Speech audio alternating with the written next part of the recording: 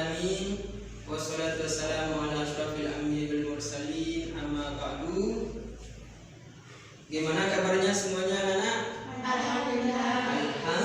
Alhamdulillah. Ini yang kita harapkan sebagai kita semua. Mudah-mudahan Allah SWT memberikan kita kesehatan, keafiatan selalu dalam setiap aktivitas kegiatan kita. Oke? Baiklah anak-anak, sebelum kita mulai pembelajaran kita pada pagi hari ini, marilah terlebih dahulu kita berdoa kepada Allah SWT. Dalam hal ini akan dipimpin oleh ketua kelas, yaitu anak saya Asmaul Husna. Silakan. Baiklah kawan-kawan, marilah kita berdoa mulai. Berdoa selesai. Baiklah anak-anak, sebelum kita masuk ke kegiatan inti, terlebih dahulu saya akan mereview ulang materi pelajaran kita yang terdahulu. Materi pelajaran kita yang terdahulu membahas tentang apa? Pengertian Al-Quran menurut bahasa. Bagus. Ya, pengertian Al-Quran menurut bahasa. Di dalamnya siapa yang masih ingat pengertian Al-Quran menurut bahasa? Coba. Saya, Ustaz. Ya, apa? Berasal dari kata masdar, yaitu Qur'anan, berarti bacaan. Bagus. Berasal dari masdar, kata masdar yaitu Qur'anan yang berarti bacaan. Nah, siapa lagi yang bisa? Saya, Ya. Berasal dari kata corona. Berasal dari kata corona ya. Siapa yang tahu artinya corona? Coba angkat tangan. Saya, Ustaz. Ya, apa? Menggabungkan. Ya, bagus. Jadi pengertian Al-Quran menurut bahasa itu berasal yang pertama dari kata corona dan tadi yang pertama itu Quran. Jadi itulah pengertian Al-Quran menurut bahasa. Oke, paham? Adapun tujuan pembelajaran kita pada kesempatan kali ini adalah siswa harus mampu menjelaskan pengertian Al-Quran menurut para ulama, yakni secara terminologi ataupun secara istilah, yaitu ya.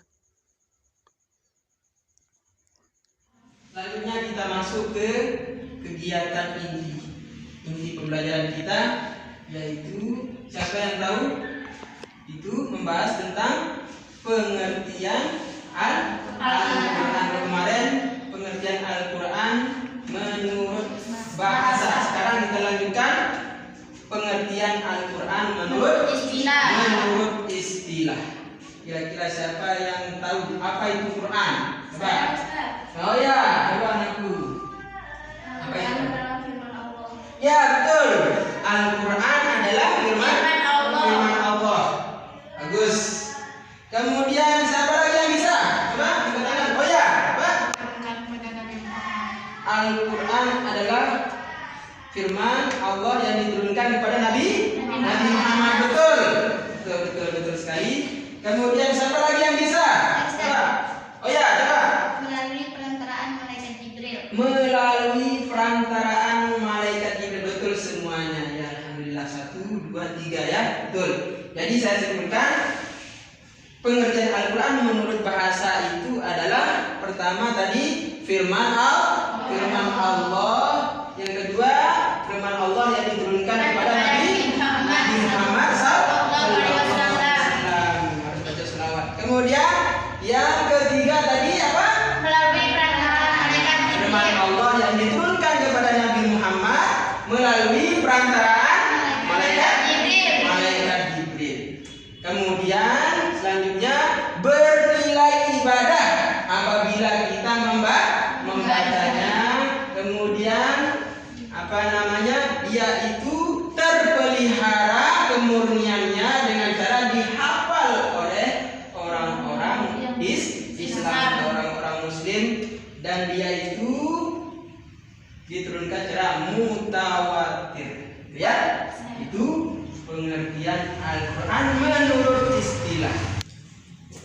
Ya, baiklah anak-anakku semua.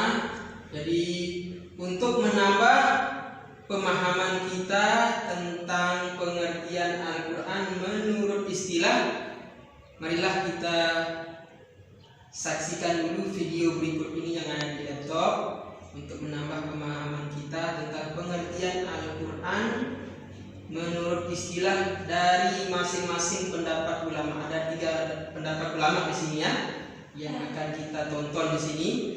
Nanti saya suruh untuk merangkumnya, untuk mencatatnya, itu ya, oke? Pembahasan berikutnya yaitu dari segi terminologi atau istilah. Ulama juga dalam masalah definisi Al-Quran dari segi terminologi atau istilah ini juga ada. Baiklah anak-anak. Jadi untuk menambah pemahaman kita secara mendalam tentang pengertian Al-Quran menurut istilah ini, saya akan bagi kelompok. Ini kelompok 1, kedua, ini sendirian ya, karena ada temannya dengan corona sekarang ya. Ya, tinggal 1 orang ya, jadi kelompok 3 dan ini membahas tentang pengertian Al-Quran menurut Syekh Qudari Muhammad Qudari Bik. Ya. Menurut Syekh Muhammad Qudari Bik, kira-kira apa pengertian Al-Quran setelah ditonton tadi di video? Apa pengertian Al-Quran menurut Syekh Qudari Bik? Pertama, Anissa. Lafaz firman Allah. Ya, bagus. Lafaz firman Allah. Quran itu adalah lafaz firman Allah. Terus ini, Paulina. Dia itu berbahasa Arab. Apalagi Nisa? Diturunkan kepada Nabi Muhammad. Diturunkan kepada Nabi Muhammad. Terus yang terakhir? Diawali dengan surah Al-Fatihah dan diakhiri. Bagus. Diawali dengan surah Al-Fatihah dan diakhiri dengan surah An-Nas. Bagus. Oke. Kemudian setelah kelompok 1 sekarang saya tanya kelompok 2 setelah melihat video tadi. Sekarang saya tanya pengertian Al-Quran dari segi istilah menurut Subeki Salih apa? Pertama, Firman Allah. ya, firman Allah. Al-Quran adalah firman Allah. Terus apa ini? Diturunkan pada Nabi Muhammad. Diturunkan kepada Nabi Muhammad. Hampir mirip tadi menurut apa Syekh Qudari ya, Qudari ya. Terus yang ketiga, Ditulis dalam bentuk mushaf. ditulis dalam bentuk mushaf. Ya, mushaf Usmani yang kita kenal sekarang ya. Kemudian yang keempat apa? Bernilai ibadah bila dibaca. Ya, bernilai Al-Quran itu kalau kita baca bernilai ibadah itu menurut Muhammad Salih. Oke, seperti Salih gitu ya. Oke. Baik, kelompok yang ketiga saya tanya. Setelah kamu menonton video tadi di laptop, sekarang saya tanya pengertian Al-Quran secara istilah menurut Syekh Muhammad Abduh. Bacaan yang tertulis dalam mushaf. Oke, menurut Syekh Muhammad Abduh, Al-Quran adalah bacaan yang tertulis dalam mushaf. Kemudian yang kedua, Yang terpelihara di dalam dada dengan cara dihafal. yang terpelihara Al-Quran itu terpelihara dengan cara dihafal di dalam dada umat Islam atau orang Muslim seperti itu ya. Jadi luar biasa. Oke. Baiklah anak-anak, tadi setelah saya tanya semuanya masing-masing kelompok, maka saatnya kita menutup perjumpaan kita pada pertemuan pembelajaran kali ini. Saya simpulkan terlebih dahulu materi pembelajaran kita pada hari ini tentang pengertian Al-Quran menurut istilah. Yang pertama tadi, Al-Quran itu adalah firman Allah. Yang kedua, Al-Quran itu adalah firman Allah yang diturunkan kepada Nabi Muhammad melalui perantaraan malaikat Jibril. Yang berikutnya, yang keempat, Al-Quran itu adalah firman Allah yang bernilai ibadah apabila kita membacanya. Kemudian yang kelima, diawali dengan surah Al-Fatihah dan diakhiri dengan surah An-Nas. Kemudian dia itu firman Allah yang dihafal di dalam dada umat Islam dengan cara dihafal, gitu ya. Itu saya diberi kesehatan, keafiatan selalu. Amin amin. Ya Rabbal Alamin. Saya akhiri pertemuan kita pada kesempatan kali ini dengan mengucapkan Assalamualaikum warahmatullahi wabarakatuh.